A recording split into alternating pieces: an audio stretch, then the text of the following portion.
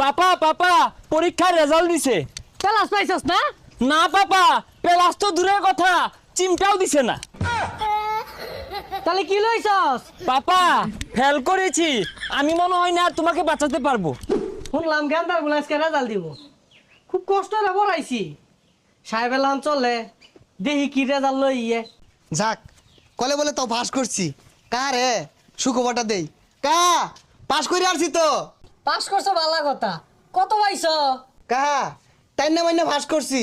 আহা, বাপ মা স্বপ্নটা পূরণ হলা পাইলা না। আর কি হলবা, পুঙ্গরে যে লেখাপড়া এটাই বেশি। আচ্ছা কা আইন গেন্দার খবর কি? আঙ্গটার কথা আর কি কয়াম, আঙ্গটা আর আশেপাশেও যাই পাইতা না। কারণ যে পরিমাণ ডিম আর দুধ খাওয়াইছি, পেলাস লই আইব গেন্দা। কাহা মনে হয় না কাম হইব।